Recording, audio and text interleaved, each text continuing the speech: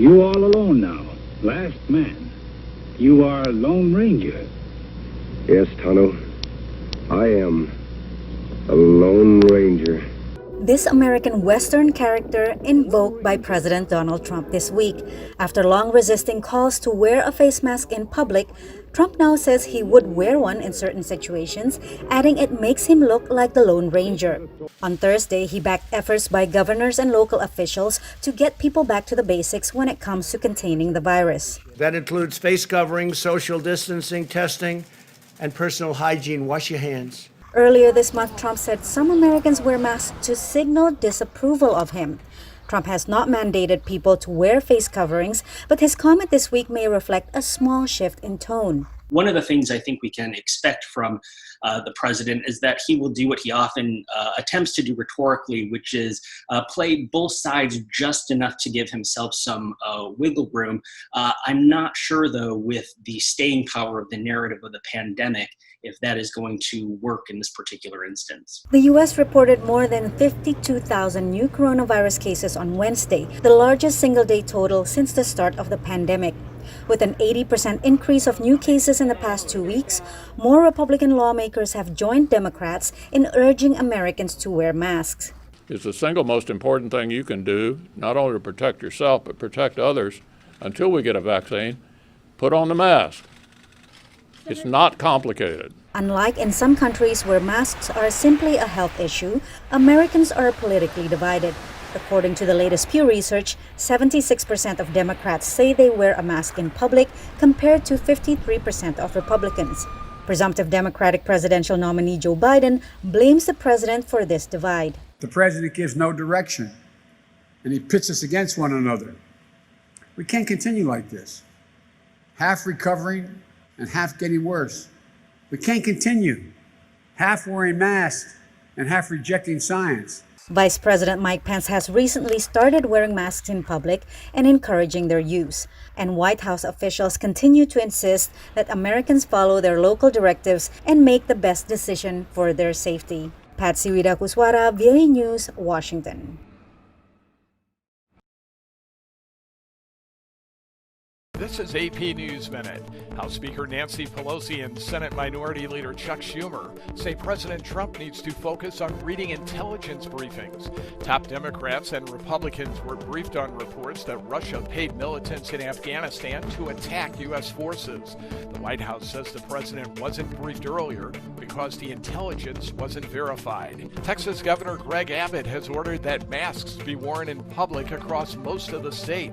Texas is dealing with dramatically rising numbers of coronavirus cases and patients going to hospitals. At least 80 students living in fraternity houses near the University of Washington in Seattle report testing positive for COVID-19. The university says hundreds of students have been tested and many results are pending. And New Jersey's casinos have reopened, along with amusement rides and water parks. Governor Phil Murphy reminded visitors and residents to stick with coronavirus restrictions. Mike Hempen, The Associated Press, AP News Minute.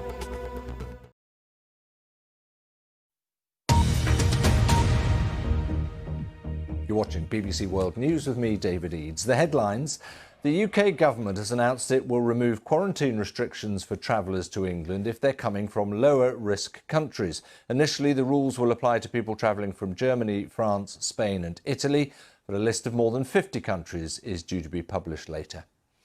US prosecutors have charged the British socialite Ghislaine Maxwell with grooming young girls for her former boyfriend, the convicted paedophile Jeffrey Epstein. Maxwell has previously denied any wrongdoing. Texas is making the wearing of a face mask compulsory in public across much of the state as COVID-19 infections continue to soar. Across the US, a record 55,000 people have tested positive for the last 24-hour period. There's been an explosion and fire at Iran's main nuclear fuel production site. Authorities in Tehran say they're still investigating.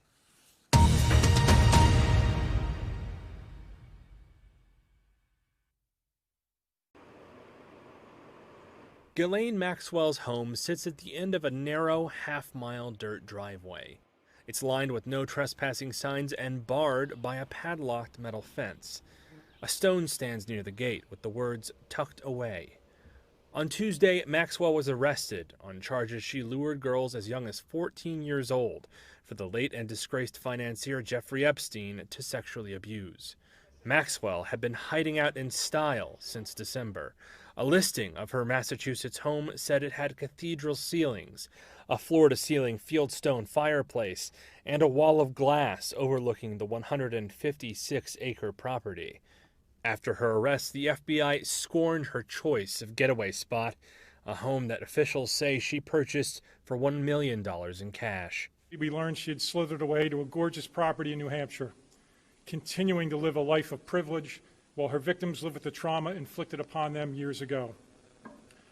We moved when we were ready, and Ms. Maxwell was arrested without incident. Like Epstein, Ms. Maxwell chose to blatantly disregard the law and her responsibility as an adult, using whatever means she had at her disposal to lure vulnerable youth into behavior they should never have been exposed and which creates lasting harm.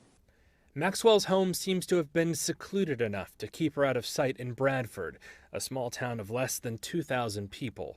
Locals told Reuters they had no idea Maxwell was holed up nearby, and some said they had never seen her in town. Maxwell's arrest is the latest twist in Epstein's saga. He went from a former math teacher to high-flying investor and was found hanged in a New York City jail last August in an apparent suicide while awaiting trial on federal charges of trafficking. Prosecutors on Thursday called Maxwell, who was Epstein's ex-girlfriend, one of his closest associates.